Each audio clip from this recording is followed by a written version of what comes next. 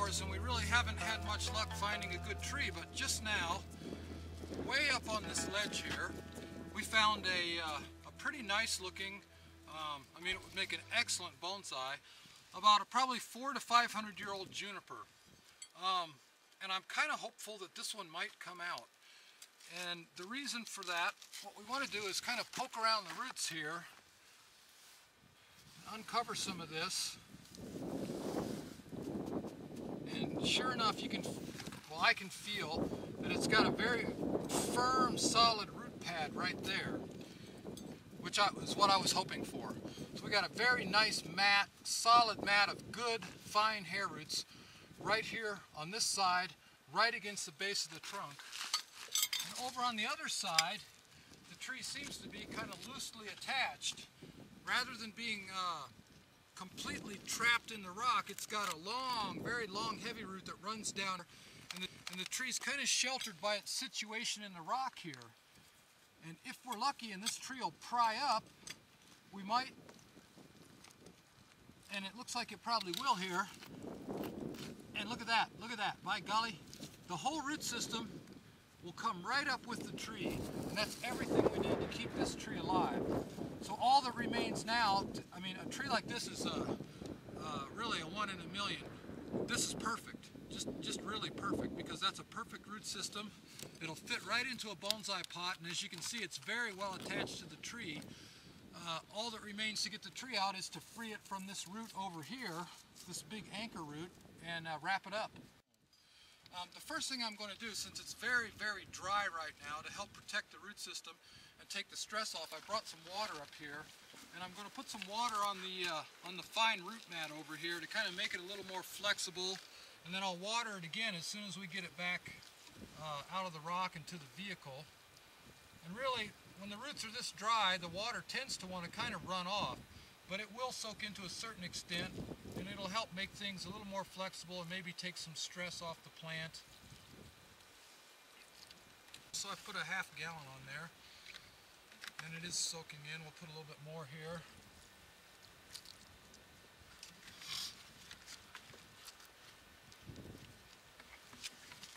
Now with this tree, all we have to do to get this tree out is cut this root right here. And I'm going to leave about, I don't know, 4 or 5 inches of this root to help anchor the tree into the pot. But there's no hair roots attached to this at all. The root system that's attached to this root is way down here, you know, a good 6 feet from the tree. And we're just going to lose that. We're not going to worry about that because we got a really good root system over here. And now, there is a risk when you do that, because junipers have a kind of a veinal system. This root is going to feed some stuff that may be put under more stress than the rest of the tree. However, the root system over here is very good and seems like it feeds the same vein, so I don't think we'll really have too many problems with that. So right now I'm just going to cut this root and we'll lift the tree out. Alright, so I've cut this root here, and now this is a very easy tree to collect, this particular one. I wish they were all this easy.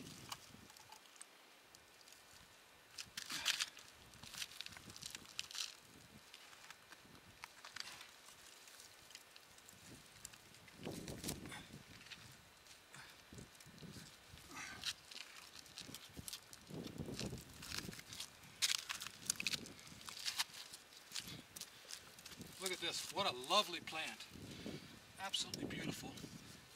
And this is an excellent root system right here. As you can see, the fine, this is just kind of a mat of very nice hair roots. It's not really very big, but it's very, very efficient. And that's exactly what we want to collect to go into a pot. So now we just wrap this up very carefully so that it'll make the trip back home all right. And you know, with a tree like this, I would be very confident, as long as we provide the right conditions for it, this tree should grow with no problem for us. It should transplant very easily. Now we've got the tree all wrapped up securely, so the roots shouldn't take too much of a beating going down the hill. I'm just going to strap it on the pack frame here. and get it down the mountain to our vehicles.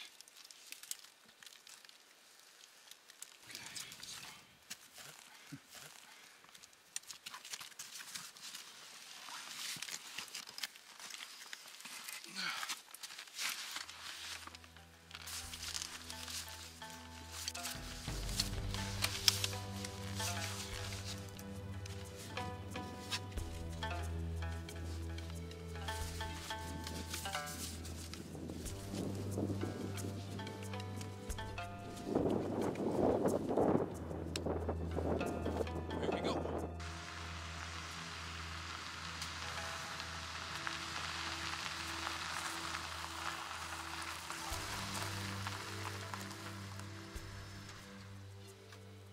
Well, now that we've seen some junipers, let's go look at some ponderosa pine.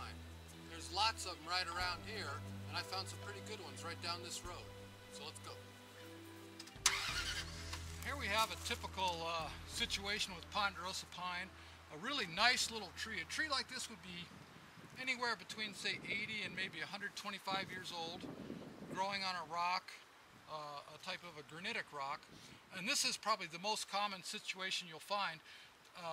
The tree is actually growing a little crack here, right there,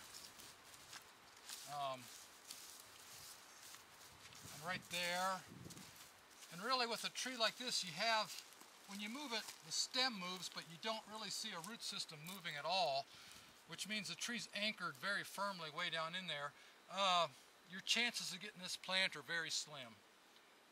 A tree like this, you know, you're better off to just leave it and look for something that wants to come up.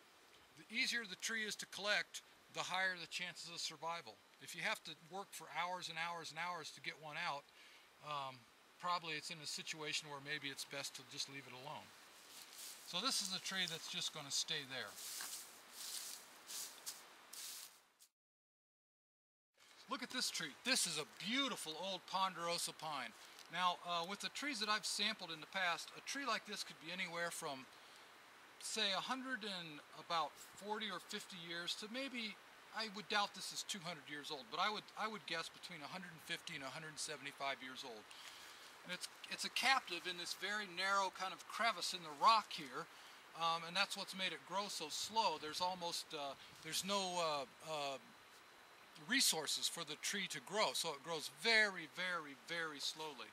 And if you think about it, the very first bonsai were collected from the mountains, and they were put in very small, shallow pots with a very kind of a coarse soil mix. The bonsai pot kind of replicates this high mountain environment, and you know, bonsai culture does other things to help dwarf trees. So